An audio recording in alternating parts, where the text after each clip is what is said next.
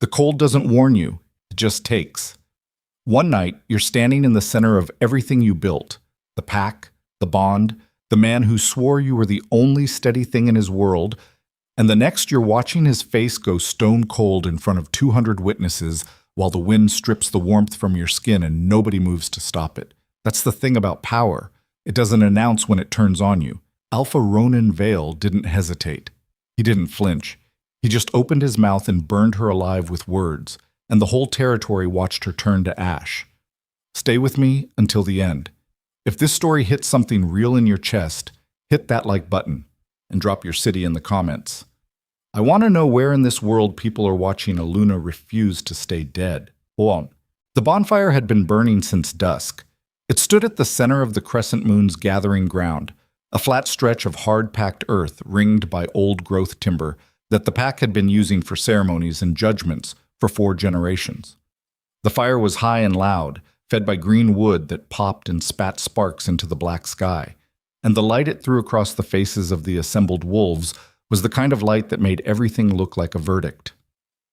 237 pack members stood in the cold.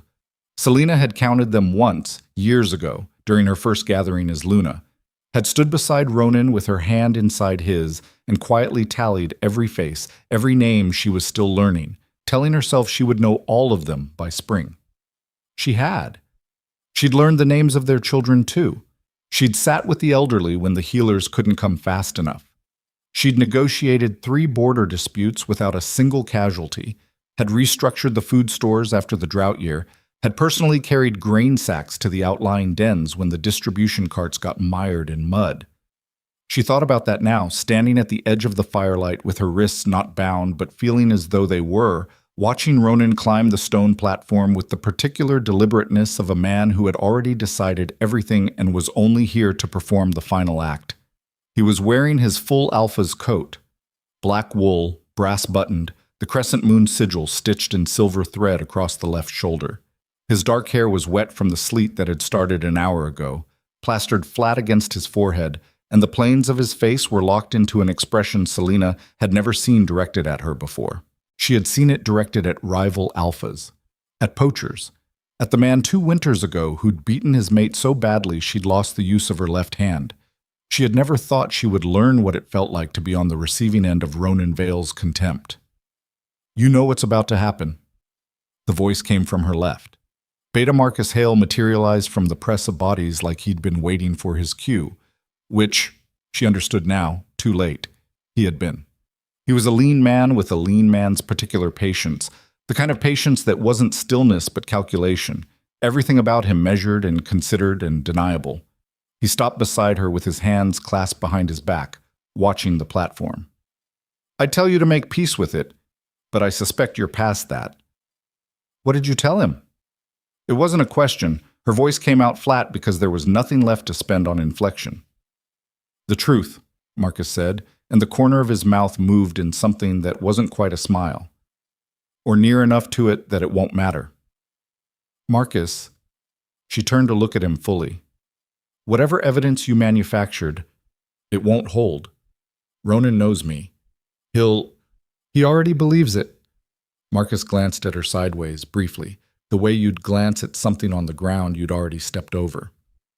"Has for 3 days. I didn't manufacture anything, Selena. I simply showed him what was already there, arranged correctly. The ledger entries, the correspondence with Vasek's scouts, the testimony of 2 witnesses who saw you near the eastern border the morning of the raid." He paused. He didn't want to believe it. I'll give him that. He spent those 3 days fighting it. But evidence has a weight to it, and eventually even the strongest man bends. She felt the cold differently in that moment. Not as weather, but as something biological, something her body was doing in response to a threat it had recognized before her mind caught up. Her hands were steady. She noticed that distantly and filed it away. Her hands were steady, and her mind was clear, and she was about to lose everything, and all she could think was that she should have seen this coming from further out. "There's no correspondence," she said. "I've never communicated with Vasek's territory, you know that. What I know and what the gathered pack knows are 2 separate things." He finally looked at her straight on. His eyes were the pale gray-green of winter ice, and they held no cruelty. That was the part that had always frightened her more than cruelty would have. Cruelty was personal. What Marcus Hale felt was nothing, or something so far past feeling it had come out the other side as pure function.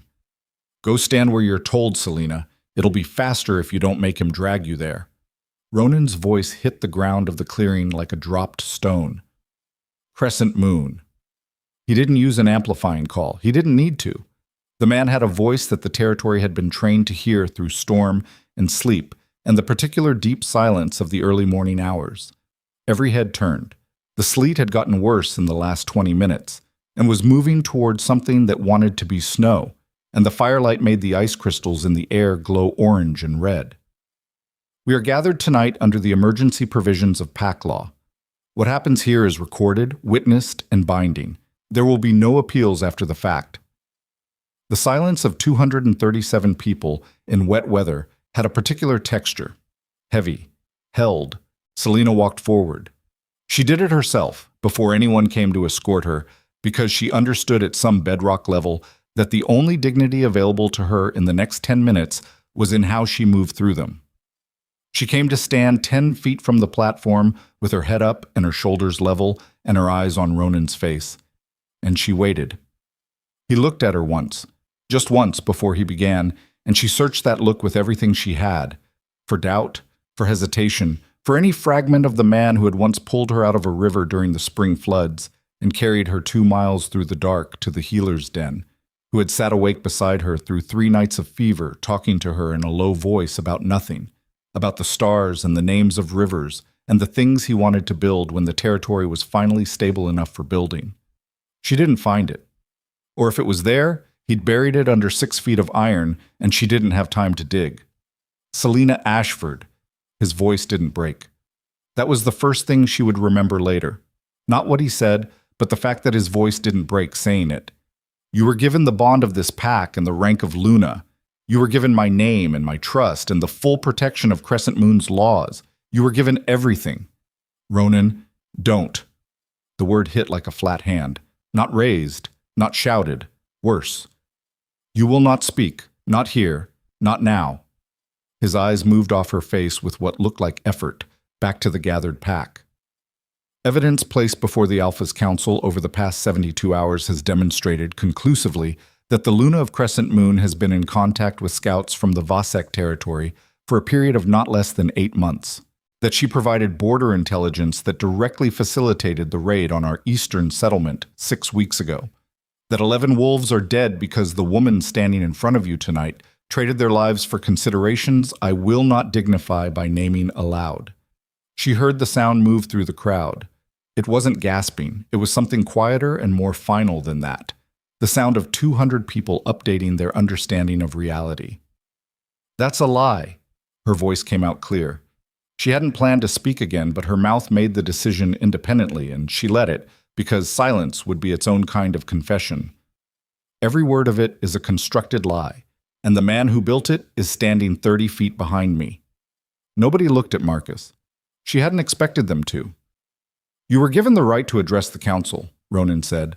That window closed 3 days ago when you declined to appear. I was never told there was a council proceeding, Selina. And something in his voice shifted then, just slightly, just enough that she caught it. Not softening, but something more complicated than hardness, something that was hardness put on over something that was still bleeding underneath. It made it worse, somehow. It would have been easier if he'd been cold all the way through. Don't make this longer than it has to be. She looked at him for a long moment. The sleet was coming harder. She could feel it against the back of her neck, against her bare hands. She'd come to this gathering in the coat he'd given her 2 winters ago, the heavy charcoal gray one with the deep collar, and she was suddenly and absurdly aware of the weight of it on her shoulders and the fact that it had his scent in the lining. You know me, she said. It came out quieter than she intended. Ronan, you know me. His jaw moved once, like something was working in there that he was keeping behind his teeth. Then his face closed back down. I thought I did. He reached into his coat and produced a folded document. Pack law required the words to be spoken from paper at formal proceedings. Another thing she'd learned during those first months, cataloging everything. She watched his hand hold the paper steady in the wind and thought about the night he told her why he'd pushed himself so hard to understand the law. Every provision and procedure, every clause, had told her in the dark, with his voice low and his face turned toward the ceiling, that his father had been destroyed by a legal maneuver he hadn't understood was coming. And Ronan had decided at 19 that he would never be taken by surprise that way, that he would know every weapon before it could be used against him. She wondered if he'd had any idea, when he told her that the weapon would turn out to be himself. By the authority granted to the Alpha of Crescent Moon under pack law, and before these witnesses, he stopped. A single breath. Then he kept going. I dissolve the bond of Luna granted to Selena Ashford. I revoke her rank, her name right, and her standing within this territory. I banish her from Crescent Moon lands by midnight of this date. He looked up from the paper, directly at her. She leaves tonight, in the clothes she's wearing, whatever she carries in her pockets. Nothing from the territory that belongs to the pack. The wind took the silence and did something awful with it. You're sending her out in this storm? The voice came from the left edge of the crowd. Selena recognized it. Petra Roth, an older woman who'd lived through 4 alphas and was generally considered the longest institutional memory in the territory. Ronan, the terms are the terms. His voice didn't rise. Border wolves, take your positions. She crosses the northern tree line within the hour. Selena stood very still while the world reorganized itself around her betrayal. She could feel the bond, that particular weight in the chest that mated wolves described differently depending on who you asked, some calling it a warmth and others a gravity, and Ronan himself having once said, in a rare unguarded moment, that it felt like having an anchor that kept him from drifting in directions he didn't want to go.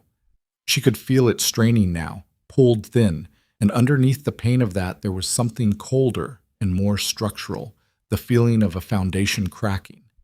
She had 11 wolves dead to her name, in front of 237 witnesses. She thought about running. She thought about it and measured it and dismissed it in the time it took her to draw one full breath, because if she ran, they would be on her in 30 seconds and she would spend her last moments in this territory being dragged. And she would not be dragged out of the place she had spent 4 years building.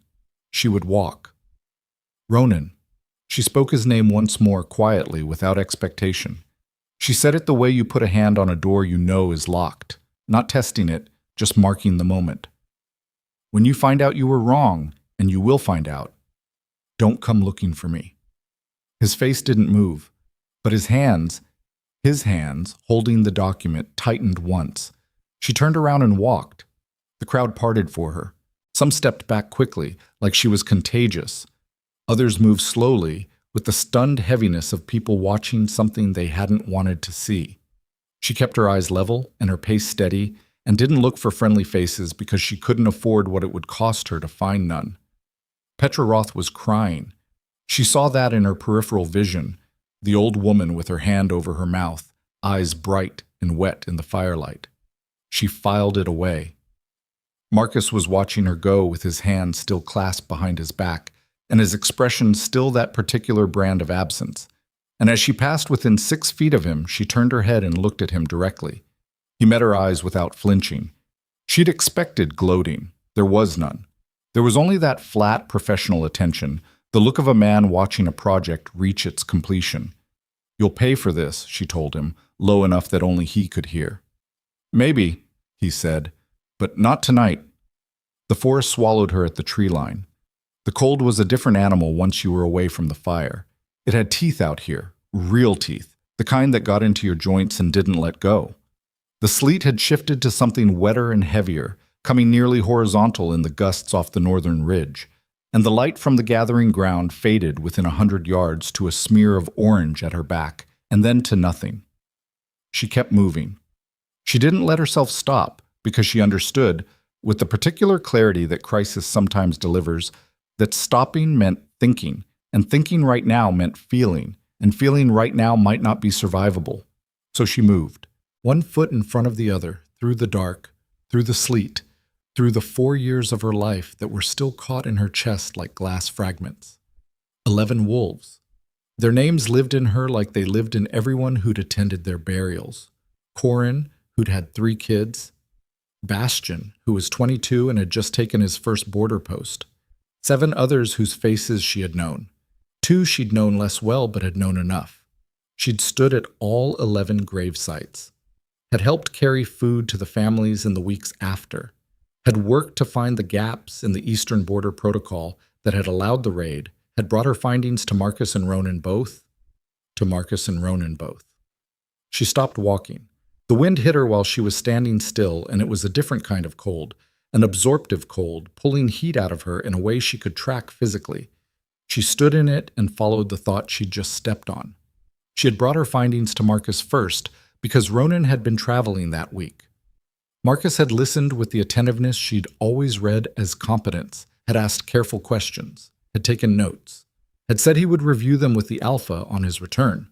And then 3 weeks later, Ronan had come home and been distant in a way she'd attributed to the difficulty of the northern negotiations, and she'd waited for him to bring up her border assessment, and he never had, and she'd told herself there would be time.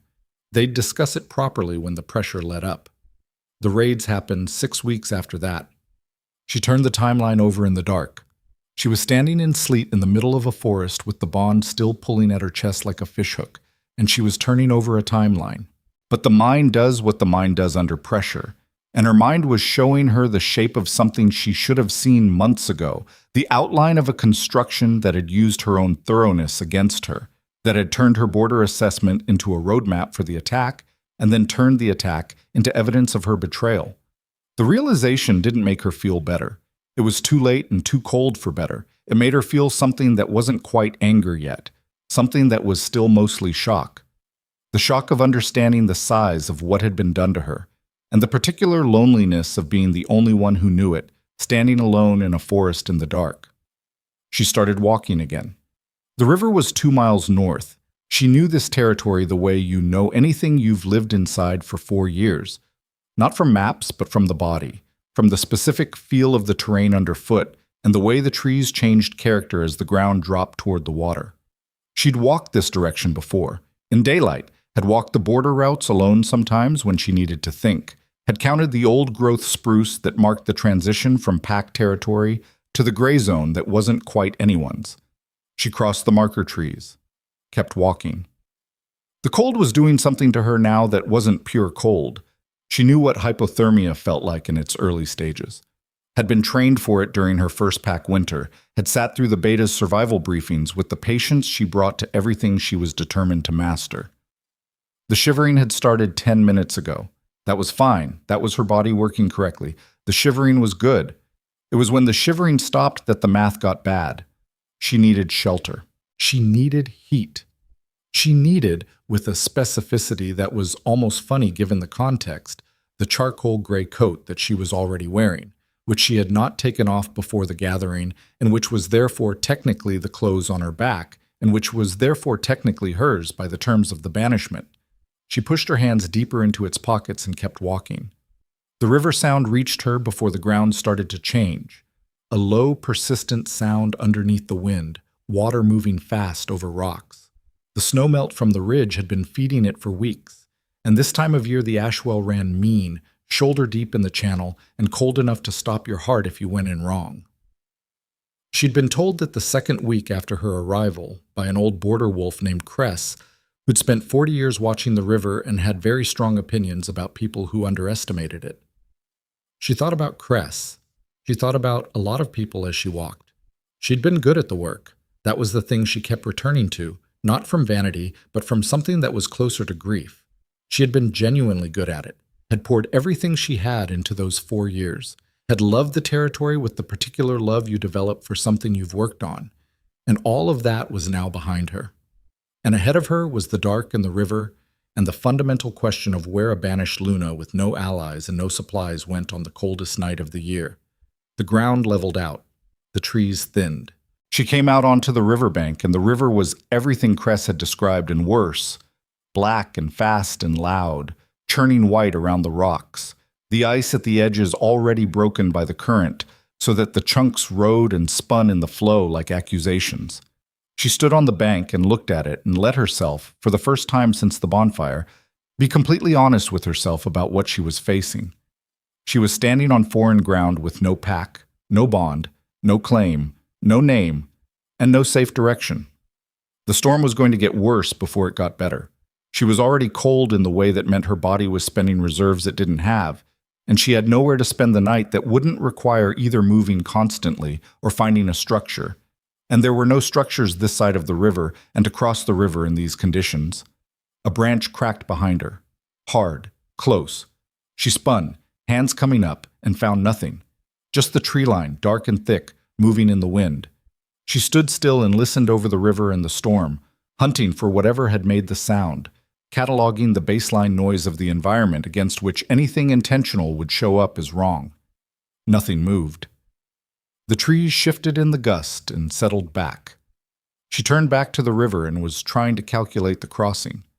The shallowest point, the least aggressive current, where to aim for the far bank, when something hit her from behind with the full weight of a body behind it and drove her forward off the bank. The river took her. The cold was so absolute that it didn't register as cold for the first second. It registered as stopped. Stopped breathing, stopped thinking, stopped being anything but a collection of impulses fighting against a current that had opinions about where she was going, and none of them were good. The rocks hit her in the side, and she grabbed for one and missed, and the current rolled her, and she lost.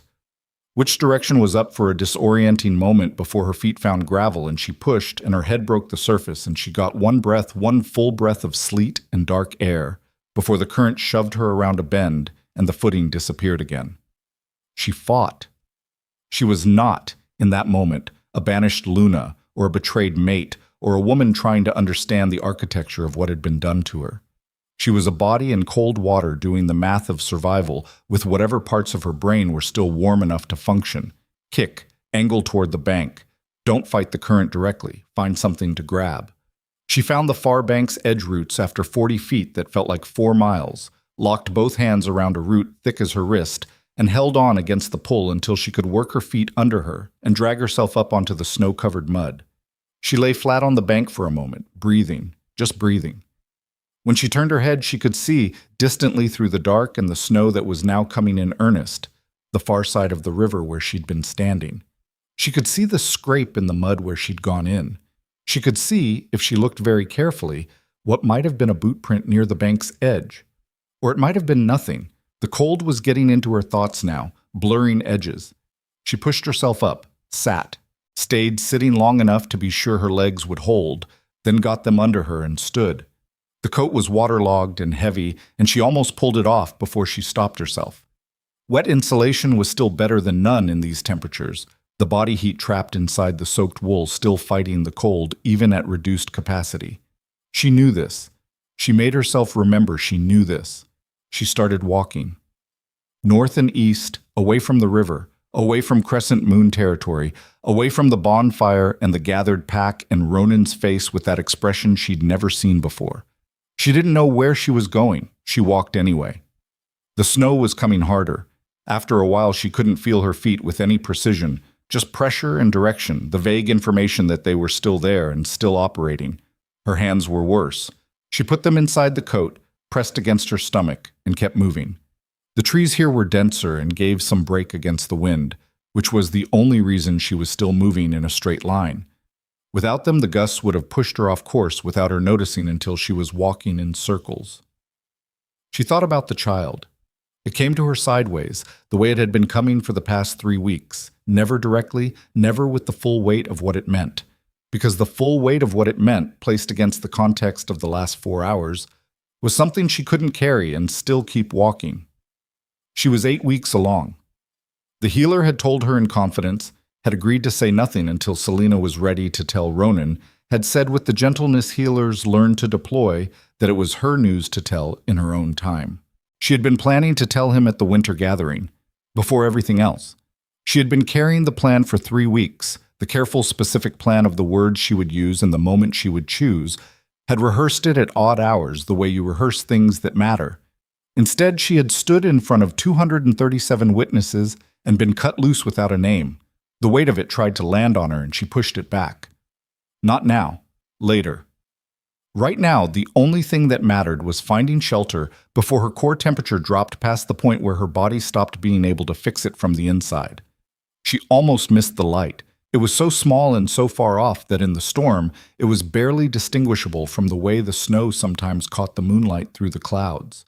But she caught it in her peripheral vision and turned toward it, and it was still there. Small, yellow, consistent, not moving. Fire, or lamplight, through a window. Half a mile, maybe 3/4, northeast through the trees. She turned toward it. She did not let herself think about what it was or who might be in it. She walked toward the light the way you walk toward anything in the dark. When you have no other option, and your options are narrowing and the cold is making simple decisions feel complicated. One foot in front of the other, the light in her peripheral vision kept there deliberately because looking directly at it might mean deciding what it meant, and she wasn't ready for that calculus. She was 50 yards out when her left knee gave way on an ice-covered root, and she went down hard, and getting back up took longer than it should have, and the 50 yards felt like the hardest thing she had ever walked, harder than the river, harder than the gathering, harder than standing in front of Ronan's contempt and keeping her spine straight. She reached the door. It was wood, heavy, set into a stone structure that she couldn't quite make the full dimensions of in the darkened snow. Firelight underneath it, orange warm. The smell of something burning, wood smoke, and under it, meat. And under that, the musk of wolves, multiple wolves, a scent she didn't recognize from any pack she knew. She raised her hand and knocked. Silence from inside. Then footsteps. Then the door opened and firelight flooded out, and she had just enough time to register a figure in the doorway. Tall, a woman, dark hair shot through with gray, eyes that went immediately to Selena's soaked and shivering state with a directness that was assessment rather than surprise, before her legs decided they were finished. The last thing she was aware of before the dark took her was the woman's voice, calling back into the interior of the structure, sharp and carrying. And the two words she said before Selena's hearing blurred out entirely. The two words were not welcome or hello or get out. The two words were, she's pregnant. She came back to consciousness in pieces. Warmth first. Not the comfortable warmth of a known place, but the aggressive warmth of a body being pulled back from somewhere it had started to accept as permanent. Heat pressing in from all sides with an insistence that felt almost hostile. Then sound. The fire. The wind outside doing something ugly against the roof, voices low and deliberate in another room. Then pain, distributed and specific. Her knee where it had gone down on the root. Her ribs where the river rocks had introduced themselves.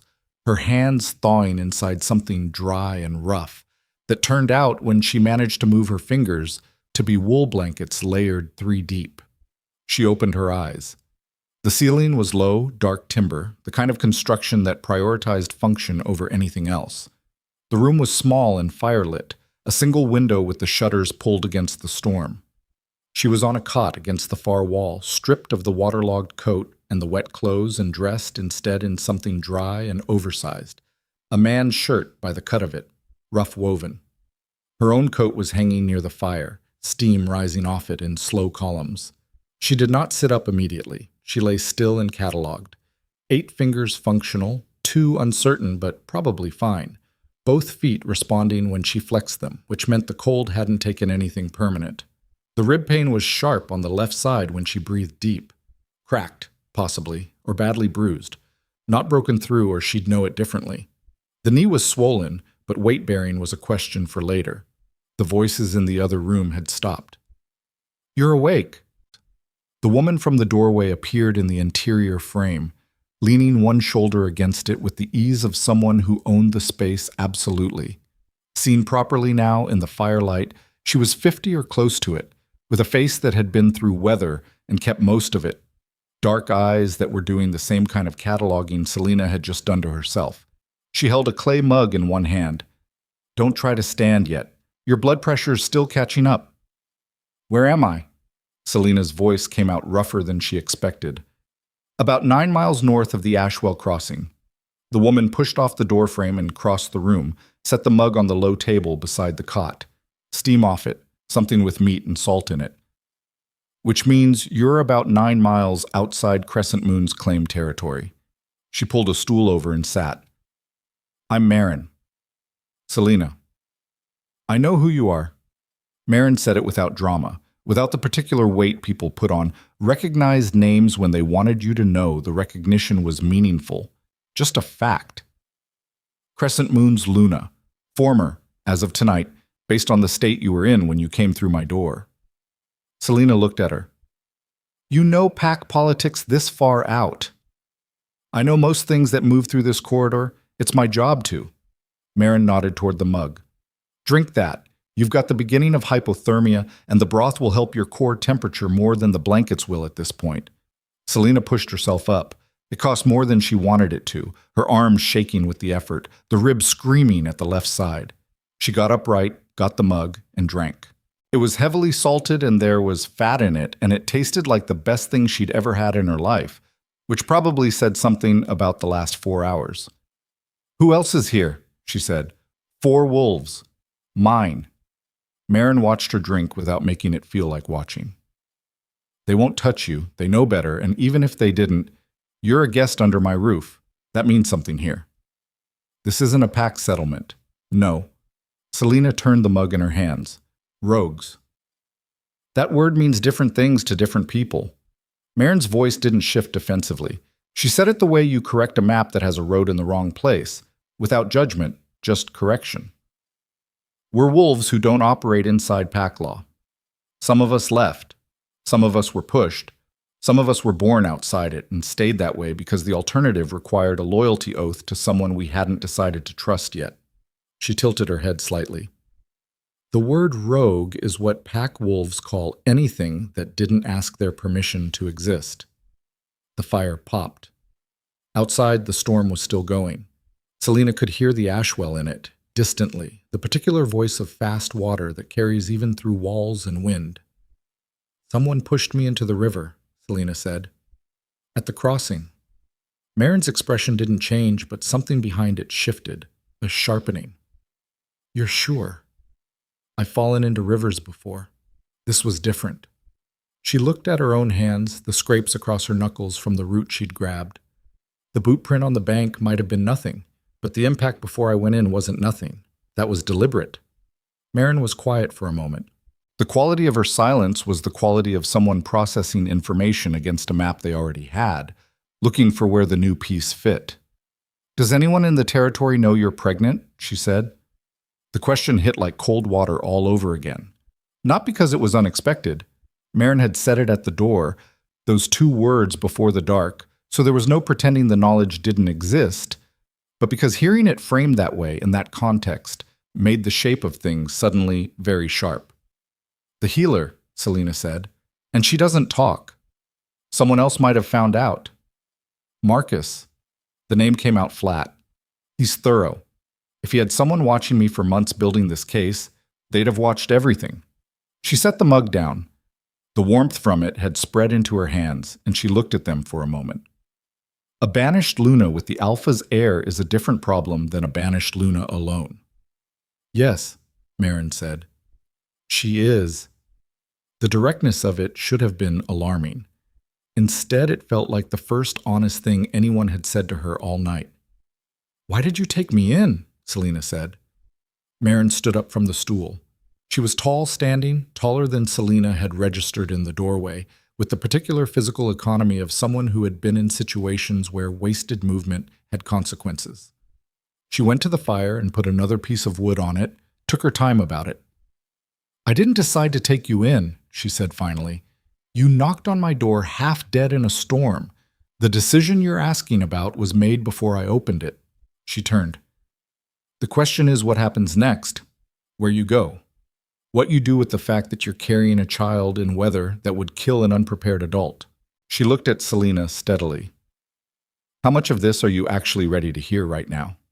Selina met her eyes. All of it. The sound from the other room was subtle, a shift of weight, a floorboard, but Selina caught it, her head turning automatically. Dax, Marin said without raising her voice. Come in or don't. A pause. Then a man appeared in the doorway, late 30s, broad through the shoulder in a way that said work rather than display, with a jaw that carried old scarring and eyes that were doing the same rapid assessment that Marin's had done, just less practiced at concealing it. He was looking at Selena with an expression she could only read as troubled. "The storm's breaking northeast," he said to Marin. "Maybe 6 hours." "Good." Marin didn't look away from Selena. "Selena, this is Dax. He runs our border rotations. He's been tracking Crescent Moon's movements for the past month because we've had reason to." She paused. "Tell her what you told me last week."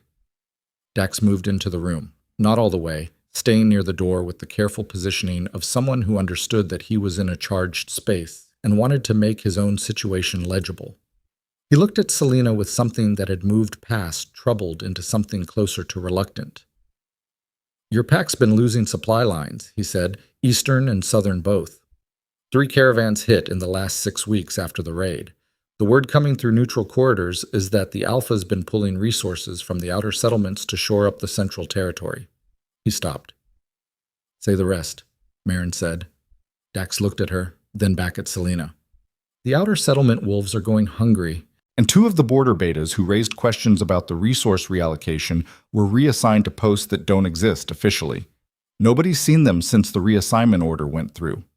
Selena was very still. "Who issued the reassignment orders?" she said. "Beta Marcus Hale, signed off by the Alpha." The fire worked. The wind worked. Selena sat with what Dax had just placed in the room and let herself understand it fully, not partially, not with the protective compression she'd been applying to information all night because the full weight of it would have stopped her moving, but completely, with the part of her mind that was built for this kind of structural understanding. The same part that had reconstructed the Eastern Border Protocol after the drought, had mapped the supply chain vulnerabilities, had seen problems in their architecture before they became crises.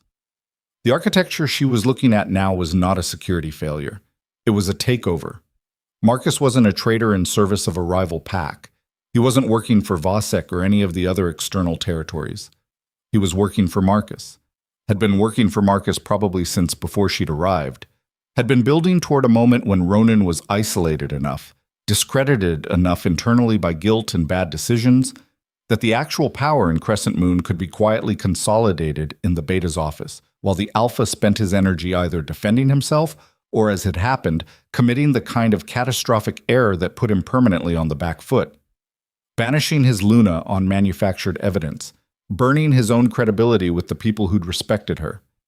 She thought about Ronan's hands on that paper, tightening once. She thought about it, and then she put it away because what Ronan felt right now was not the problem she needed to solve. "You need something from me," she said. Not to Marin specifically, to the room. Marin sat back down on the stool. "We've been watching this build for 6 weeks. We have documentation, movement records, supply diversion logs, testimony from 2 wolves who got out of Crescent Moon in the last month. We have the shape of what Marcus is doing." She paused. "What we don't have is standing. We're rogue wolves. We have no pack law claim, no recognized authority, no way to bring what we know to the Alpha's council without getting dismissed as outsiders manufacturing trouble."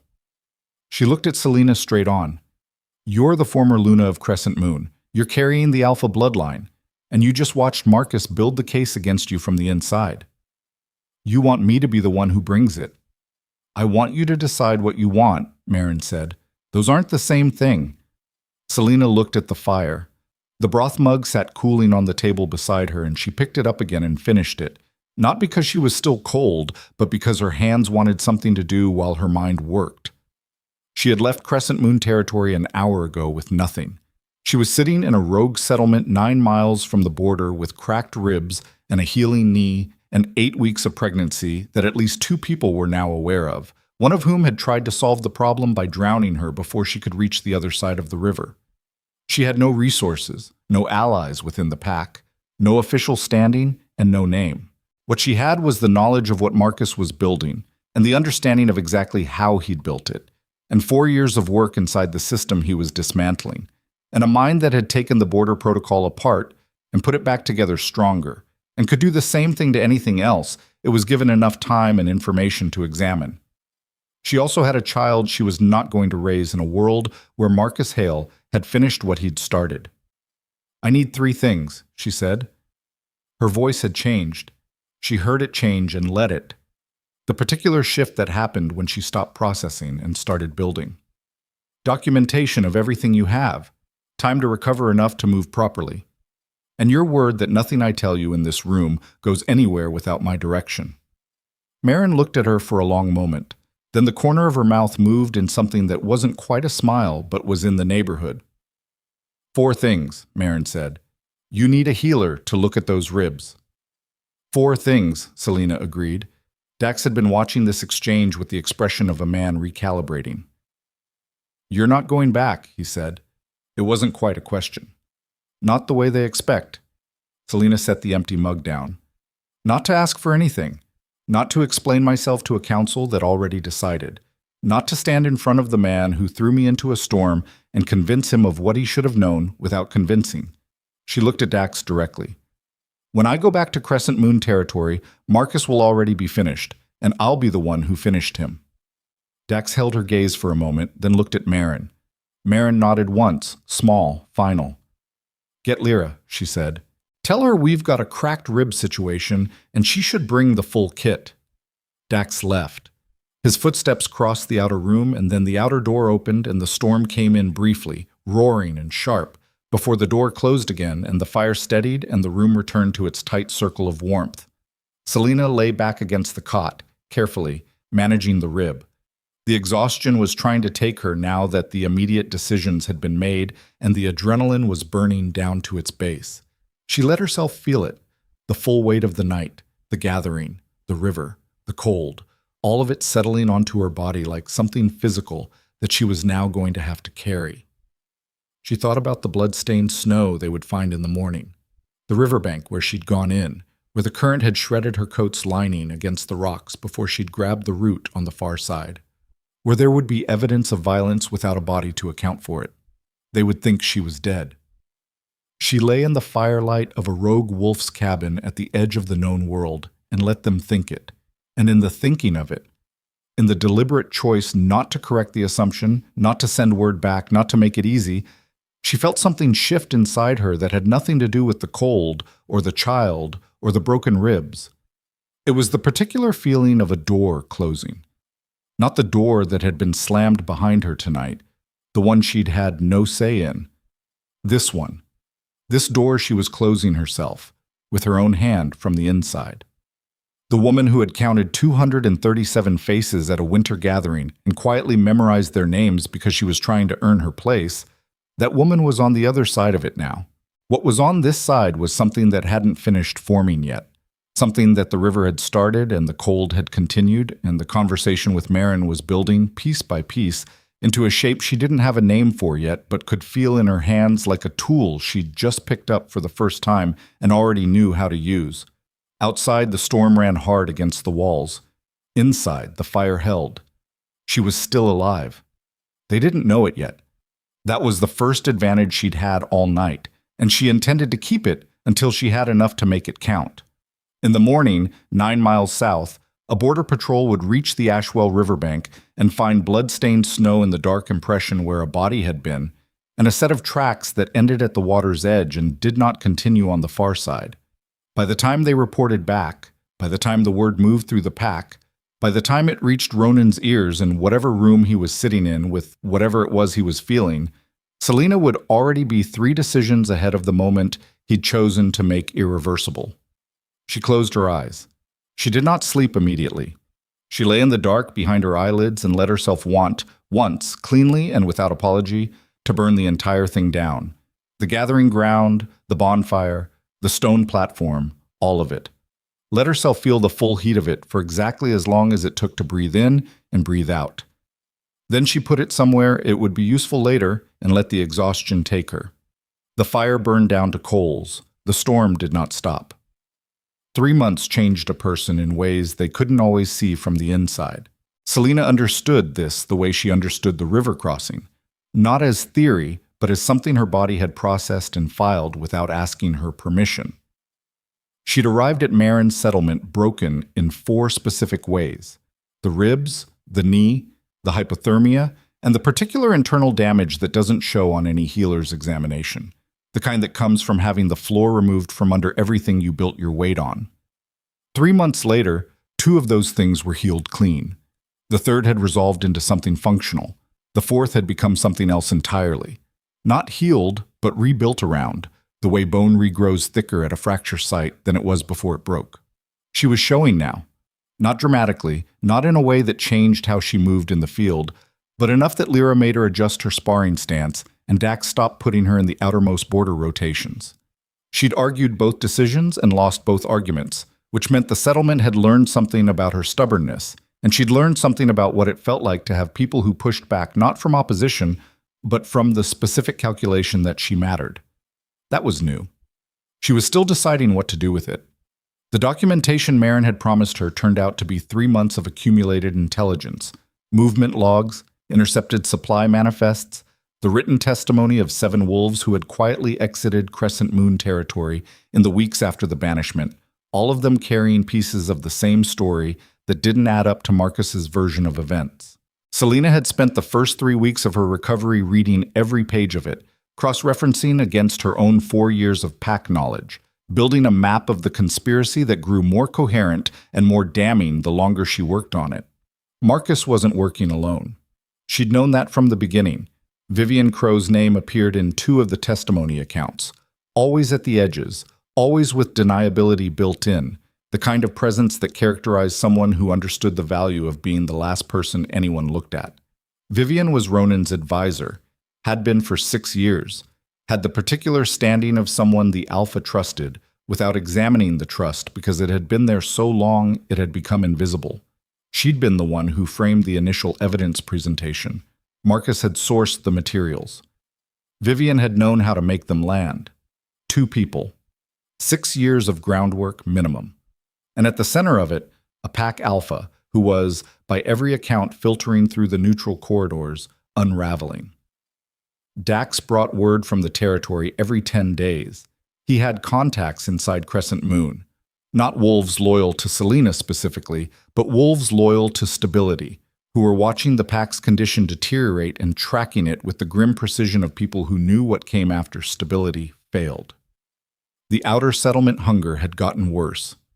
2 more beta reassignments, both wolves who'd been in place long enough to have institutional knowledge Marcus needed gone. The eastern border, which Selena had spent 18 months shoring up, had been quietly stripped of 2 of its 3 patrol rotations, the resources redirected toward the central compound. Ronan was still alpha, functionally. But Dax's contacts described a man going through the motions of command while the actual decisions moved through Marcus's office, signed off on by an alpha who was, the word one contact used was hollowed. Selena had held that word in her mind for a long time when she first read it. She knew what it meant. She'd watched him that night on the platform and seen the thing underneath the iron, the thing that was still bleeding. 3 months of guilt and the creeping evidence of catastrophic error would not have improved it. She wasn't ready to feel sorry for him. But she understood that the man Marcus and Vivian were dismantling from the inside was not the same man who had thrown her into a storm, and that understanding was a tool she filed carefully for later without letting it become something personal. The plan had taken shape over 6 weeks of cold mornings at Marin's table. It was not a dramatic plan. It was a structural one, built the same way she'd built everything she was good at. From the foundation out, each piece load-bearing, nothing decorative. She needed the documentation to reach the Alphas' council through a channel that couldn't be dismissed as rogue interference. She needed at least 3 Alpha territories to review it before Marcus had any indication it was coming. She needed Ronan alive and functional enough to respond to evidence rather than to Marcus's version of it, which meant she needed to move before whatever Marcus's endgame looked like reached its final stage. The Blood Moon gathering was in 6 weeks. Every Alpha in the region would be present, bound by protocol to hear formal grievances. It was the only mechanism that could move fast enough and carry enough authority. She had 5 of the 6 weeks she needed. On the morning that ended everything she'd built, the snow was coming down clean and the settlement was quiet, and she was sitting with Marin going through the final documentation package when Dax came back from the Northern Contact run 8 hours early. He came through the door without knocking, which he never did, and his face had the particular qualities she'd learned to read on him. Not panic, because Dax didn't panic, but the specific controlled urgency of a man carrying information that had weight. "Sit down," he said to both of them. Marin looked at him steadily. "Say it standing." Dax set a folded paper on the table. "This came through Keller's route. Northern Corridor contact, reliable. Dated 2 days ago." Selena picked it up. The handwriting was tight and fast, someone writing quickly.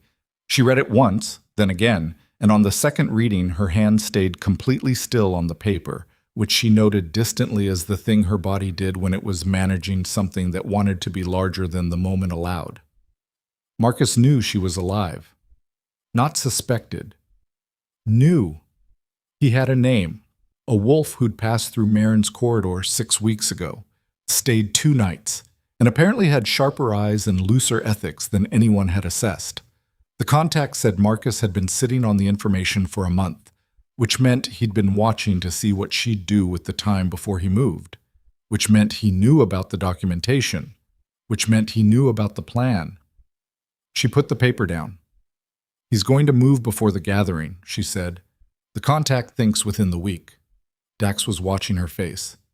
"He'll need to neutralize the documentation and the witnesses before any of it reaches the council. Which means he comes here." Marin said it flat. "Or he doesn't come himself." Selena looked at the paper again. One word stood out, at the bottom, underlined once by the contact's hand. She hadn't processed it on the first reading because the rest of the information had occupied the available space. She processed it now. "He'll move on Ronan first. If Ronan is dead before the gathering, there's no grievance channel. The pack is in mourning and chaos, and the council doesn't convene on schedule." She looked up. He always needed Ronan to survive long enough to be useful as a figurehead, and not so long that he became a problem. If Ronan is actively looking for me, which the contact says he is. "Your alpha's been searching for you for 2 months, Dax said. Quietly. Personal, not official. Which means he's doing it without Marcus knowing, which means Marcus found out anyway, which means Ronan has become a problem." Selena stood up. The chair scraped back and she put both hands on the table and held her own weight on them and looked at the documentation spread across the surface. 3 months of work, every piece of it carefully built, the whole architecture of what she'd needed to bring to the gathering, and understood that the timeline had just collapsed to nothing. She had hours, maybe, not days, not the 6 weeks she'd built the plan around. "We can't get the documentation to 3 alpha territories and back in hours," Marin said. She said it carefully, not as defeat, as calibration. "No. We can't reach the council before Marcus moves. No. Selena." Dax's voice had something in it she hadn't heard from him before. Not softness exactly, but the specific gravity of a man who was about to say a true thing that was going to cost something to receive. "If Marcus kills Ronan tonight, everything you've built toward the gathering dies with him. The pack collapses inside a month. Your child—" He stopped. "Say it," she said. "Your child inherits nothing. A bloodline with no pack behind it is just a target." The fire in the main room was the same fire it had always been, the same wood, the same stone surround. She'd been looking at it for 3 months, had thought beside it, and planned beside it, and come back to it from border rotations stiff and cold. It looked the same as it always had. The room it was in was the same room. She was not the same person. She thought about the woman who had walked into the settlement in soaked wool and a borrowed coat, who had laid on a cot and said, "I need 3 things," said it with the particular confidence of someone who still believed that having a plan was the same as having control. That woman had built a careful, thorough, structural plan for reclaiming what had been taken from her through legitimate channels and documented evidence and the slow grinding authority of process. That woman's plan was finished. What was required now was something different. Something the careful, thorough, structural woman had not fully inhabited yet. The part of herself that the river crossing had begun to build, that 3 months in a rogue settlement had continued, the part that understood that process was a tool for people with time, and that people without time had to become the thing that made time irrelevant. She straightened up from the table. "How many wolves can you move in 6 hours?" she said to Marin. Marin looked at her for a long moment. "What are you asking me to commit to?" "I'm going to the Blood Moon gathering, not in 6 weeks. Tonight. I'm going to walk into whatever room Ronan is in before Marcus reaches him, and I'm going to put the documentation in front of every alpha present, and I'm going to do it as the living Luna of Crescent Moon rather than the dead woman they buried without a body. She held Marin's eyes. I need wolves at my back who won't flinch when the room turns against us. Because it will turn. Because what I'm about to do is going to look like exactly what Marcus will say it is until the moment it doesn't, and that moment requires me to still be standing. Marin was quiet. Not processing. She'd been processing since Dax walked through the door. The quiet was something else. The quiet of a woman measuring a commitment against what she believed was worth committing to. The gathering is at Aldenmore, she said. 3 hours' ride in this weather. I know. You'll be walking into a room full of alphas who think you're a traitor's ghost. I know that too. And Marcus will be there. Yes. Selena picked up the folded contact paper and put it inside the documentation roll. That's the point. Dax was already moving toward the door. What happened in the next 4 hours had the compressed quality of action taken under extreme time pressure, where the space between decisions collapses to nothing and the body moves on what it knows while the mind stays ahead of where the body is. Selena dressed in what Marin gave her. Not the rogue settlement's rough wool, but something Marin had kept in a chest that turned out to be the kind of clothes a woman wore when she needed to be taken seriously in a room that didn't want to take her seriously. Dark wool, well cut, the Crescent Moon's colors not quite but close enough to make a point. She braided her hair back the way she'd worn it as Luna, tight against her skull, nothing decorative, everything functional. She put the documentation roll in a waterproof case and strapped it to her body. 11 wolves rode out with her into the dark. Marin rode at her left, Dax at her right. The others were quiet and prepared in the way of people who had chosen their risks knowingly and were at peace with the choosing. The snow was still coming down clean. An hour from Aldenmore, Dax pulled his horse alongside hers and spoke low enough that the wind nearly took it. There's something else in the contact's report I didn't read in front of Marin. He was looking forward, not at her. I wanted to tell you separately. Selena kept her eyes on the trail. Tell me. Ronan didn't just start searching for you. He went to the healer 3 weeks ago, the one who knew about the pregnancy. Dax paused. He knows. She rode without responding for a long moment. He figured it out, Dax said. Or the healer told him. Either way, he knows about the child, and the contact says he's been... It's not the word I'd choose, but the contact used the word desperate. The snow fell between them and the trail ahead. Selena's hands were steady on the reins, the same way they'd been steady on the contact paper, that thing her body did when it was managing something large. Does Marcus know that Ronan knows? She said. The contact thinks yes. She understood then, with the finality of a locked door, that tonight was not going to go the way any plan could have contained. Tonight was going to be the thing that happened when every carefully built structure met the reality that didn't care about structure. She was riding toward a room full of alphas with a dead woman's evidence and a rogue wolf's army and a child that 3 different people now wanted to use as a lever. And the man at the center of it was a man she'd once loved enough to memorize the names of his entire territory. The lights of Aldenmore came up through the trees. Behind her, 11 wolves rode in silence. Ahead of her, everything she'd been building toward was about to become something she hadn't planned for and couldn't fully see yet. Something that required not the woman who built careful plans in firelit rooms, but the woman the river had started making on the coldest night of the year. She rode toward the lights and did not slow down. Aldenmore's Great Hall had been built to hold 200 wolves in formal gathering, and tonight it held closer to 300, the overflow standing 3 deep along the stone walls, the air thick with body heat, and the particular charged silence of people who understood something significant was about to happen, but hadn't agreed yet on what. Selena walked through the main doors, and the silence changed. It didn't become louder. It became denser, the way pressure changes in a room when a window seals shut, something atmospheric and total. 300 heads turned. She counted none of them. She kept her eyes on the center of the hall, on the raised council floor where 7 alphas sat in formal arrangement, and she walked the length of the room with 11 rogue wolves at her back, and the documentation case strapped against her ribs and her spine as straight as it had ever been in 4 years of standing beside a man who taught her, without meaning to, that a room full of power read posture before it read anything else. The Alpha of Aldenmore was a broad man named Greaves, who had the particular stillness of someone who'd been surprised before and hadn't enjoyed it. He was on his feet before she reached the council floor. "This gathering is closed to... I am Selena Ashford." She said it into the full hall, not to Greaves specifically, loud enough to reach the back wall. "Former Luna of Crescent Moon. I was banished 3 months ago on manufactured evidence and left for dead in the Ashwell River." She reached the edge of the council floor and stopped. "I'm not dead, and the man who tried to make me that way is in this room." The silence broke into something that was not yet chaos but was moving toward it. She found Ronan in the second count. He was seated at the far end of the council arrangement, and when her eyes reached him, the expression on his face was something she had no framework for. Not the iron-locked contempt of the gathering, not the hollowed absence Dax's contacts had described, but something raw and recent, like a wound that had been under bandaging for months and had just been exposed to air. He was on his feet, she realized. Had been on his feet since she walked through the door.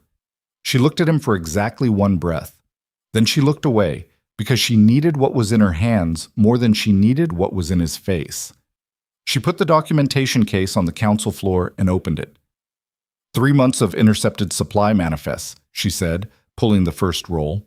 Movement logs documenting the diversion of Crescent Moon's outer settlement resources to the central compound under orders signed by Beta Marcus Hale. Testimony from 9 wolves who exited Crescent Moon territory after the banishment because they saw what was coming. She laid each piece, as she named it, flat on the stone floor of the council, methodical, the way she'd laid out the border protocol analysis 4 years ago for a different room.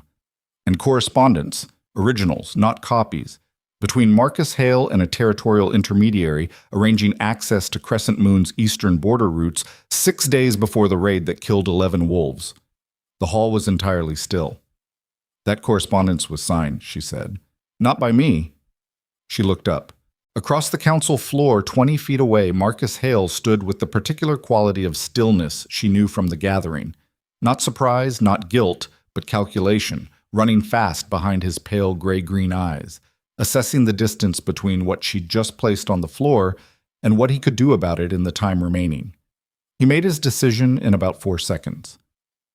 "She's a banished traitor who's had 3 months to fabricate," he began. "The originals have the Vasek intermediary's personal seal." She didn't raise her voice, which can be verified by any alpha in this room against the Vasek territory's seal registry within the hour. "I suggest someone send for it." Greaves looked between them with the expression of a man watching a fire decide which direction to run. He turned to his left, to another alpha, said something low. The other alpha nodded and stood and moved toward the hall's side door. Marcus watched the alpha go.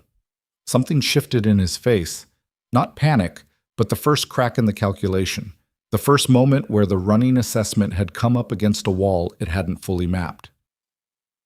Vivian Crow was standing at the back edge of the council arrangement, half behind Ronan's chair, and Selena found her in the peripheral sweep without looking directly. Vivian's face was doing something complicated. The practiced neutrality being maintained at visible cost, the careful architecture of a woman who was good at being the last one anyone looked at and had just become someone everyone was going to look at. Ronan had not sat back down. He was standing with both hands flat on the council table and his eyes moving between the documentation on the floor and Selena's face, and she could see the thing that was happening inside him. Not slowly, not in the measured way of a man carefully reviewing evidence, but the fast, convulsive way of someone whose understanding of a fixed past event is changing in real time, the ground shifting under a history he'd thought was settled. She had not planned to speak to him directly before the council was finished. She'd planned to let the documentation do the work, to stand behind it rather than in front of it, to let process carry what she'd built and keep herself as the witness rather than the argument. She changed that plan. "Ronan." She said his name the way she'd said it on the gathering ground, without expectation, marking the moment. He looked at her. "The healer's name is Kala. She'll testify to what I told her 8 weeks before the banishment, every word of it, under council oath." She held his eyes. "I was never in contact with Vasek's territory, I was rebuilding the eastern border that your beta had spent 8 months quietly dismantling so the raid would land clean. His jaw moved. The same motion she'd seen on the platform, something working behind his teeth that he was keeping there. The evidence, he started, was built by the man standing 6 feet to your left. She said it without heat, without triumph, without any of the things she'd imagined feeling in this moment during 3 months of cold mornings. You trusted him. He was worth trusting, once, probably. Or he was always this, and you didn't look for it because looking for it in someone close costs more than looking for it in an enemy. She paused. I'm not here because I want you to feel what that costs. I'm here because 11 wolves are dead and 6 more will be if the pack doesn't have a functioning alpha before the month is out. Ronan stared at her. She watched something move through him that she couldn't name and didn't try to. Then Marcus moved. He moved fast, faster than a man his size and build suggested, with the decisive acceleration of someone who had spent the last 30 seconds identifying the single action that changed the room's mathematics and was now executing it. He crossed the council floor in 4 strides, and his hand came up with the short blade that every beta carried at formal gatherings as ceremonial. Not ceremonial in his hand, driving directly toward Ronan's unguarded left side. What happened next had the fragmentary quality of extreme speed, where the brain records pieces rather than sequence. Ronan turned. Not fast enough. He'd been looking at Selena, his attention divided in the worst possible moment, and the blade caught him across the ribs rather than through them, because he'd turned but not cleared, and the sound it made was a sound that the hall would carry in its walls for years. Ronan went down on one knee. Marin was already moving from Selena's left, Dax from the right. The hall erupted in the specific violence of 300 wolves in an enclosed space when lethal action breaches the boundary of formal proceeding. Not coordinated, not tactical, the primal chaos of bodies responding to threat before thought catches up. Selena crossed the council floor. She didn't think about it. Her body made the decision while her mind was still processing the blade, still processing Ronan on one knee with his hand pressed to his side and blood coming dark through his fingers. And she was moving toward him with no tactical plan behind it, just the flat physical fact of forward. Marcus turned from Ronan and looked at her coming across the floor, and his face did something she'd never seen on it before.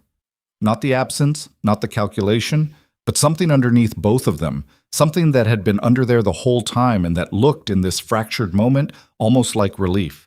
Like a man who'd been performing a version of himself for so long that being finally seen all the way through, even at the worst possible moment, was its own kind of release. You should have stayed dead, he said. I know.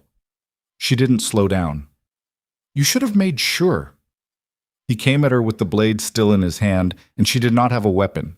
And that was simply the reality she was working with, the reality that required her to be faster and lower, and more committed than he expected from a woman 5 months pregnant who'd ridden 3 hours through snow and was running on 3 months of accumulated fury, and the specific bone-deep conviction that this man was not going to take anything else from her tonight. She went inside the blade's reach instead of away from it, close enough that the arc of his swing passed behind her shoulder, close enough to feel the displaced air of it, and she hit him in the throat with the heel of her hand the way Dax had shown her in the 3rd week of sparring. That specific compact strike that didn't require power because the throat did the work itself. Marcus's voice stopped.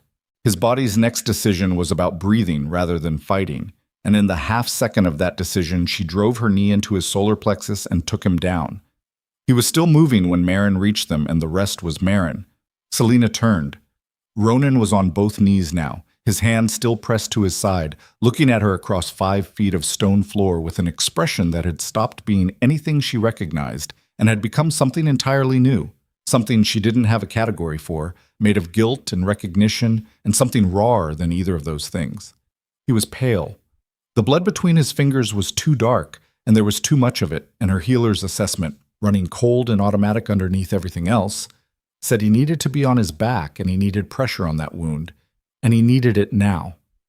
She crossed to him and went down on her knees in front of him and put both hands over his, pressing into the wound, feeling the heat of the blood under her palms. Stay up, she said. Don't go down yet. Selena, don't. She pressed harder, felt him flinch, watched his eyes stay on her face with an intensity that cost him something. Later. Right now, you stay up. His free hand came up. She thought he was going to push her away, or grip her arm, or do any of the things a wounded man's body reaches for. Instead, his hand moved to her face. Just the side of her face, his palm against her jaw, and he held it there. It was the worst possible moment to feel anything. She filed the feeling for later in the same place she'd filed everything else that night, and kept her hands on the wound and her eyes on his face, and did not allow herself the cost of responding. The hall was noise and movement around them. Alphas on their feet, Marin's wolves in formation, Vivian being physically restrained in the corner by two of Greaves's wolves, Marcus down on the stone floor making the sounds of a man whose breathing had mostly returned and who wished it hadn't. The documentation lay spread across the council floor, unmoved by all of it, patient as only evidence can be patient. Greaves's voice cut through the noise. "Healers, now, council holds, nobody leaves this hall."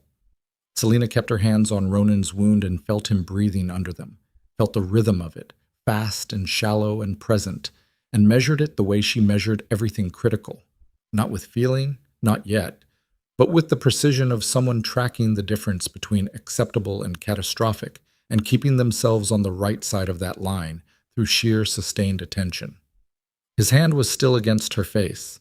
She became aware in the space between one breath and the next that the hall had gotten quieter.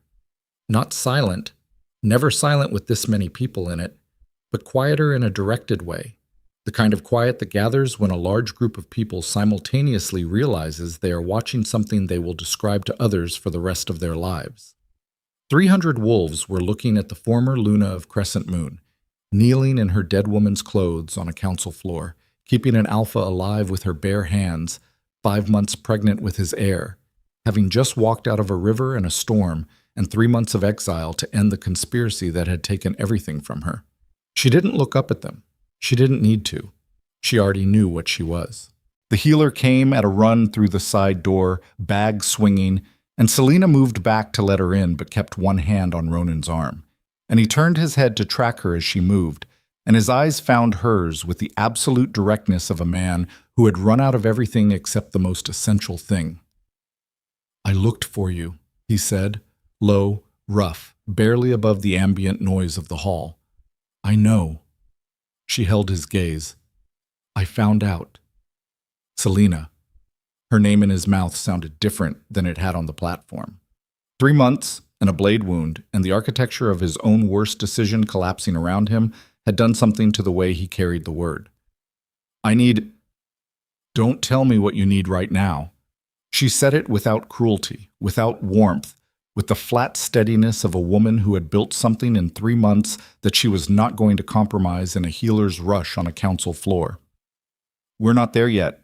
Right now you let her work, and you stay conscious, and you trust that I didn't come back just to watch you die." He looked at her for a long moment. Then, with the particular surrender of a man who has fought everything he could fight and reached the last boundary, he nodded once and let the healer push him back. On the council floor, the Vasek seal registry was being brought in through the side door. Greaves was reading the top sheet of the documentation with the expression of a man whose world was reorganizing around new information. Vivian Crow was no longer performing neutrality. Marcus was on the floor with his hands bound and his calculation finally, irreversibly, finished. And somewhere underneath all of it, underneath the noise and the blood and the 300 wolves and the evidence spread across ancient stone, underneath the thing that was still unresolved between her and the man breathing shallow on the council floor, something was ending and something was beginning, and the shape of what was beginning was not yet clear enough to name. But it had her hands and her spine and her 3 months of cold mornings, and it had 11 wolves' names she carried like ballast, and it had the specific knowledge of a woman who had been thrown into a river and had climbed out on the other side. It was enough. For right now, it was enough. The hall doors opened and a late wind came through and across the council floor. The paper shifted and then settled, and the last candle in the left sconce guttered once and held. And the night that had started with Selena riding toward lights through the snow arrived. Finally, at the moment just before everything that had been building for 4 years broke open and became whatever came next. Marcus raised his head from the floor. His voice came out wrecked and barely functional from the throat strike. But it came out, and what he said cut across the settling noise of the hall with the specific weight of a man deploying his final piece. "The heir isn't his," he said. "Ask her where she spent 3 months. Ask her whose wolves she's been sleeping with. Ask her who the father really is." The silence that followed was absolute. Selena went very still. 300 faces. The healer's hand stopped moving. Ronan's eyes, from the floor, came back to her face with something that was not accusation, but was not certainty either. Something broken open and raw and waiting, the specific waiting of a man who had been wrong before in the worst possible direction and knew exactly what that had cost. And Selena stood in the middle of the silence and felt it pressing in from every side, felt the weight of 3 months and 300 witnesses and the one man whose certainty mattered, and understood that this was the moment the whole night had been building toward.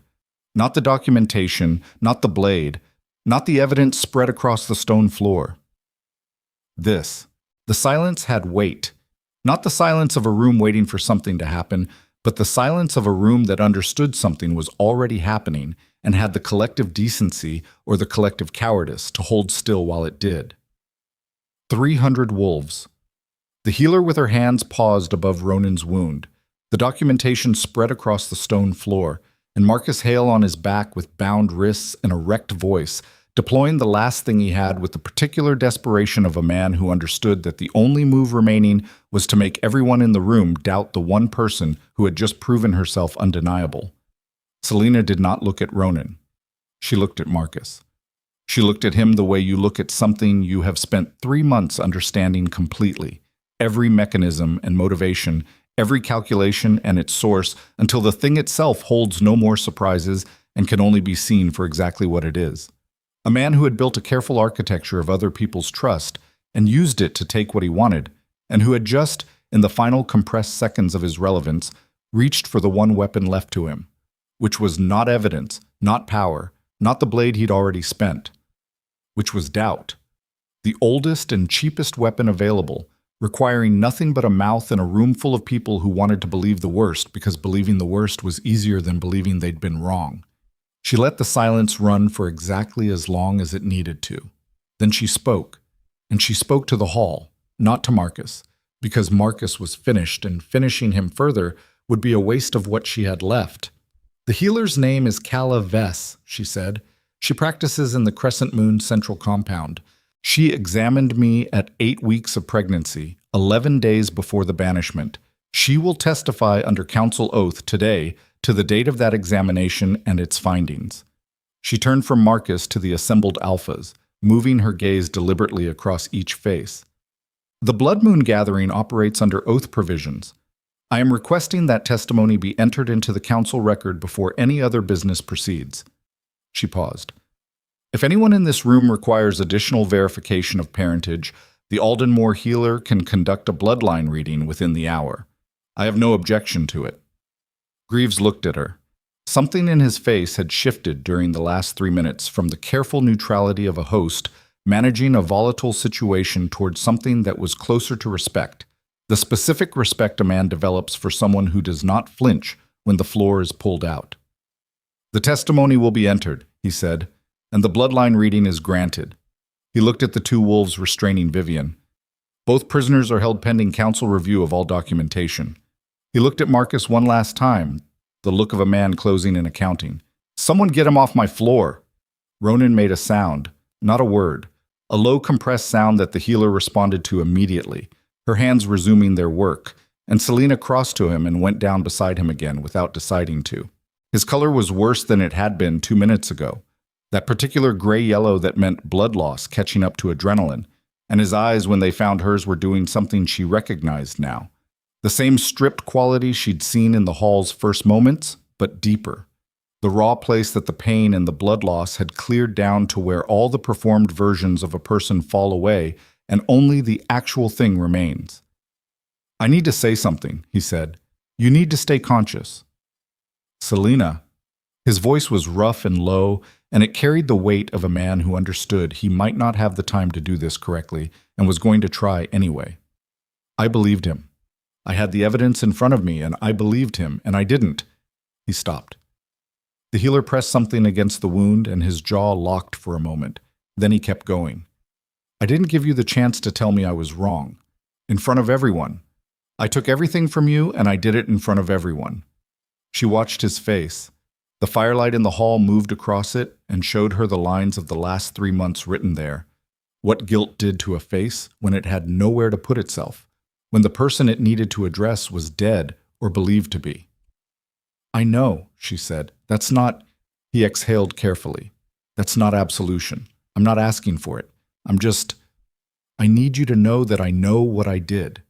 I need that to be said out loud, in front of whoever's listening. 300 wolves were listening. He knew that. He said it anyway. She sat with what he'd said and felt it settle into her the way heavy things settle, not lightly and not without cost. She had spent 3 months being very careful about what she let herself feel about Ronan Vale, had been methodical and deliberate about keeping feeling in the compartment labeled later and keeping function in the space where feeling wanted to be. She had been right to do it. She did not regret it. The woman who had built a plan in Marin's firelit kitchen and ridden through a snowstorm with 11 wolves at her back had needed to be made of something harder than feeling, and she had been, and it had worked. But they were not in that moment anymore. I know you know, she said. It came out quieter than she intended. That's not the same as it being enough. You understand that? Yes. The pack law that allowed you to do what you did without giving me a hearing, that gets changed. Not negotiated, changed. Before I set foot in Crescent Moon territory again in any official capacity, that provision gets rewritten and entered into the council record at this gathering, witnessed by every alpha in this room. He looked at her. Yes. And the outer settlement wolves who went hungry while Marcus drained the supply lines. Restoration comes from the central compound's reserves first, not from the outer territories making up the difference, from the center. Yes. And Marin's settlement. She held his eyes. Rogue wolves who operated under pack law's gaps because the law didn't give them another option. They get formal recognition in the next territorial charter revision, not tolerance, recognition. Ronan was quiet for a moment, not resistant. She could see the difference. Processing the scope of it, the public weight of what she was asking him to commit to in front of 7 alphas and 300 witnesses. This was not a private conversation. It never could have been a private conversation. That was the point. Yes, he said, all of it. You have my word in front of this hall. Greaves cleared his throat from the council table. The council records it, he said, and there was something dry but not unkind in his voice. The healer touched Selena's arm. I need to move him. The wound needs proper closing and he needs to be lying flat. She looked at Selena with the direct eyes of a woman in a profession that had trained all the sentiment out of her timeline. He's going to be fine. The blade caught the muscle, not the cavity. But I need 10 minutes and a flat surface, and I need everyone not medically essential to step back. Selena stood. She looked at Ronan one more time, at the hand he'd held against her jaw earlier, now lying flat against the stone floor, and she made herself a promise she didn't say aloud and turned back to the room. The bloodline reading took 40 minutes.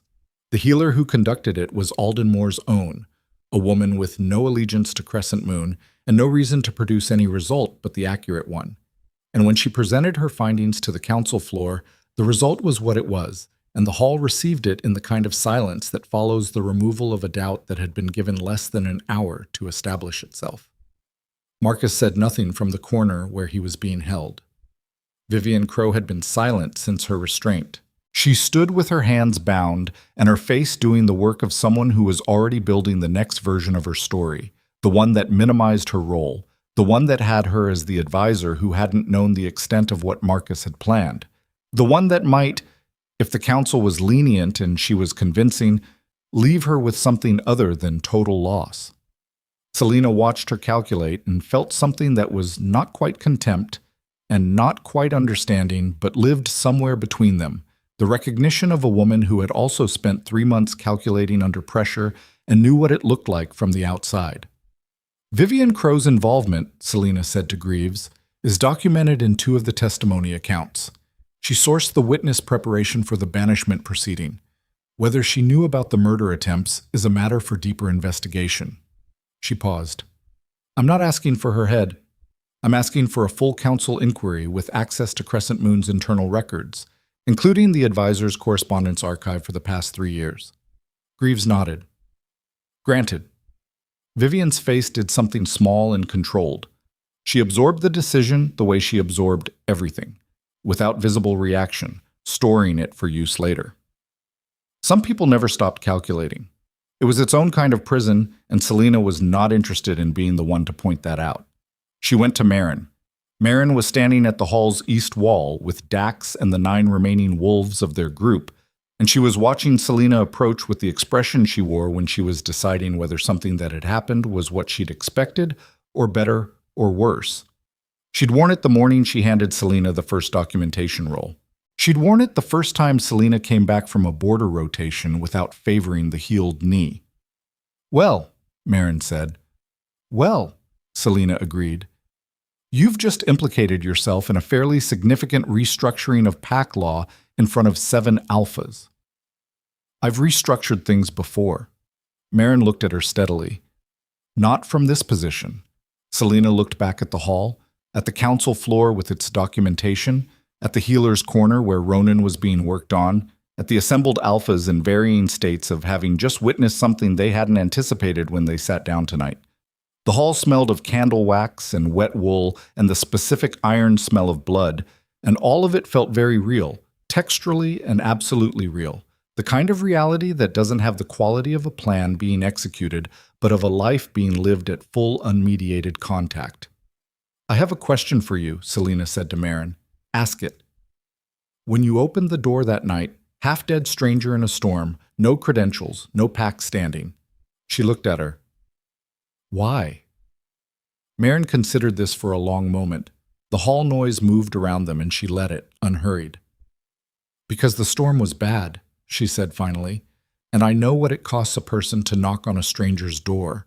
That kind of asking doesn't happen unless everything else is already gone." She paused. "And because you knocked. You didn't scratch or call or wait to see if there was light. You knocked like someone who still believed a door could be answered." She met Selena's eyes. "That seemed worth responding to." Selena held that, filed it in the place where she kept things that mattered. Then she turned back to the room. Ronan was being helped to a chair by the healer and one of Greaves's wolves. His color improved to something that was merely pale rather than alarming, his hand pressed flat against the bandaged side. He was watching her across the hall with the undivided attention of a man who had decided that watching her was the most important thing he could do with the time available. She crossed to him, stood in front of him without sitting, because this still needed to be a conversation between standing and seated, not yet between equals in the same position, and she thought he understood that because he didn't try to rise. "When you're recovered," she said, "and when the council has finished its review, and when the law provisions have been rewritten and entered into the record." She looked at him directly. "We talk, not about what happened to me, about what you did, about the difference between those two things and why that difference matters." He held her gaze. "I know the difference. Knowing it and sitting inside it for the full length of a real conversation are different," she said. "I need you to be willing to do the second one." "I'm willing to do whatever you need me to do." He said it without qualification, without the particular inflection men sometimes put on total agreement that turns it into a performance of surrender rather than an actual commitment. He said it the way a man says a thing he has spent 3 months arriving at, whatever it costs and however long it takes. I'm not going to ask you to forgive what I did. I'm not going to put that weight on you. I'm just going to be here and let you tell me what the right thing is, because I clearly—" He stopped. Something moved through his face. "I clearly don't always know it on my own." She stood and let that land, felt the truth of it, and the cost of the truth, and the complicated thing underneath both, the thing she had put in the compartment labeled later that was very loudly insisting that later had arrived. She did not open that compartment. Not here. Not in this hall. But she reached down and put her hand briefly over his, just for a moment, just the weight of a hand on a hand, and she felt him go very still under the contact, and she took her hand back and straightened up. "Rest," she said. "We have a lot of work to do in the morning." The morning came slowly, the way mornings come after nights that have burned through everything available. The council sat through what remained of the dark and into the first gray light, working through the documentation with the methodical attention of people who understood that the architecture of what they were reviewing had been built carefully and needed to be dismantled with equal care. The Vasek seal was verified. The testimony accounts were read into the record. The law provision covering Luna banishment procedures was rewritten by Greaves's territorial scribe under Selena's direct input and signed by all 7 alphas before dawn. Marcus was formally remanded to the Multi-Territory Council for trial. He said nothing during the proceedings. He sat with bound hands and the particular exhausted absence of a man whose calculation had finally reached a number he couldn't work with. And when they let him out at the end, he walked without resistance, and Selena watched him go and felt none of the things she'd imagined feeling in the moments during 3 months when she'd let herself imagine this. What she felt was tired, profoundly, structurally tired, the tiredness of a body that had been running on reserves for a very long time and had finally been given permission to acknowledge it. Vivian was remanded pending the correspondence inquiry. Her face as she left was still performing something, still building the next version, and Selena made a note to ensure the inquiry was thorough and turned away. She found Marin outside in the early gray, leaning against the hall's outer wall with a cup of something hot, watching the light come up over the northern ridge. "The Alphas want to know about the rogue settlement formal status," Marin said without preamble. "Greaves specifically. He's interested in the corridor network." "I told him you'd want to talk directly," Selena said, "without me in the middle." Marin looked at her sideways. "That's either respectful or you're offloading the negotiation." "Both," Selena said. "You're better at it than I am." This got a short, genuine sound from Marin that was as close to a laugh as Selena had heard from her. They stood together in the cold and watched the ridge lighten, and Selena put her hand against the wall behind her and felt the stone's cold solidity against her palm, and let herself, for the first time since the night of the banishment, be in a moment without simultaneously planning the next one. Her daughter moved. She had been doing this for 3 weeks, small definitive shifts that the healer said were normal and healthy and that Selena experienced as private information, the continuous evidence of a life deciding itself into existence regardless of the circumstances surrounding it. She put her free hand against her side and felt the movement, and thought about the woman who had stood at a bonfire 4 months ago and been publicly unmade, and the woman who was standing now against a stone wall in the early light, with her hand against her side, and 7 Alphas' signatures on a law that hadn't existed yesterday. She did not know, still, what she and Ronan would become.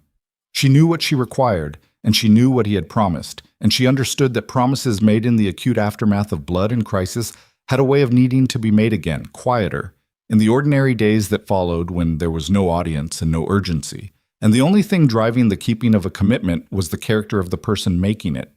She would learn, in those ordinary days, what he was actually made of. She had some evidence already. She was withholding the verdict. That was not weakness. That was the kind of precision she had learned to apply to everything that mattered. 1 year later, the bridge at the Ashwell crossing was rebuilt. It had been in poor repair since before Selena's arrival in the territory, one of those infrastructure items that kept being deferred in favor of more immediate needs, and she had put it on the work list in her first month as Luna, and watched it remain on the work list for 4 years because there was always something more urgent. She had it prioritized in the first territorial work plan she submitted under the new council structure, and it took most of the summer to complete, and when it was finished, it was wide enough for a supply cart, and solid enough to last 4 generations, built by a mixed crew of pack wolves and rogue settlement workers that caused comment for about 6 weeks, until it stopped causing comment because the results were evident. She stood on it on the anniversary of the night she'd been pushed off the bank.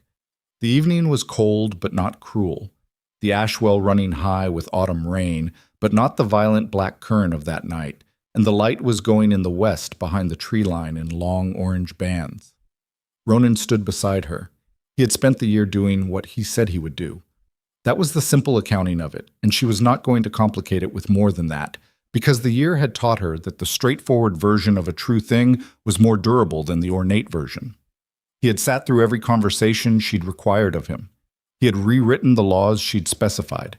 He had rebuilt the Eastern Border Protocol from her original assessment, had stood in front of the outer settlement wolves and said directly what had been done and what would be corrected. He had gone to Marin's settlement in person, without ceremony, and shaken Dax's hand and told him what the wolves of the rogue corridor were owed. He had not asked her to forgive him.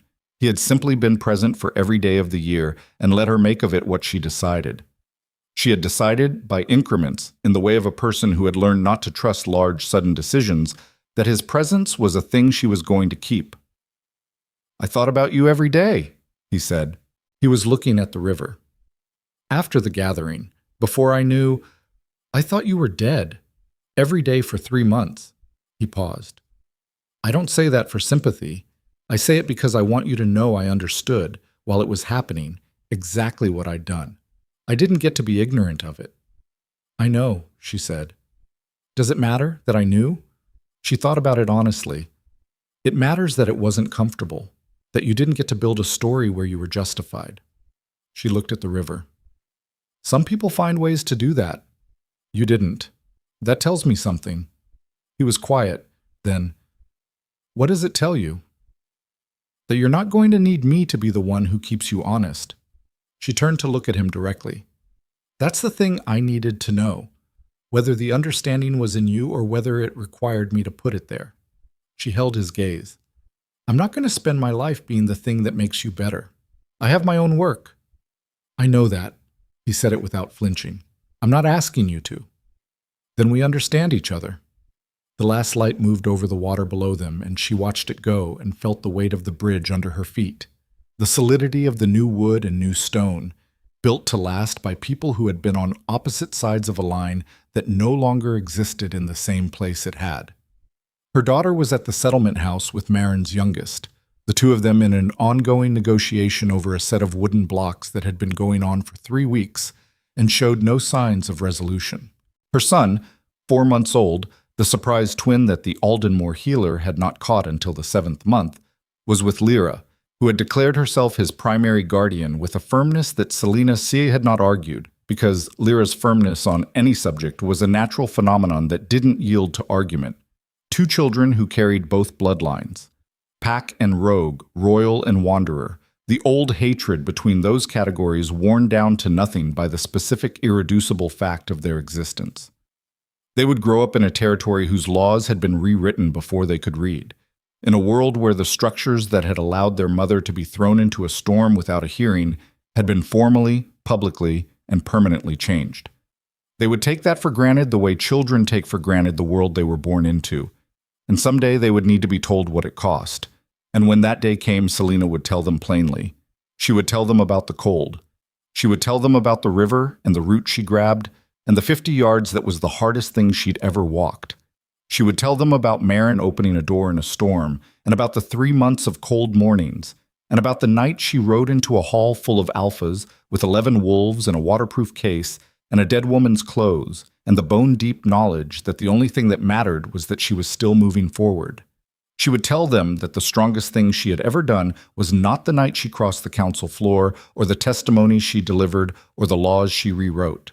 The strongest thing she had ever done was knock on a stranger's door in the dark when she had nothing left, and then, after the door opened, decide that nothing left was not the same thing as finished. Ronan's hand came to rest beside hers on the bridge railing, not covering it, just beside it, close enough that the warmth carried across the gap. She let it stay.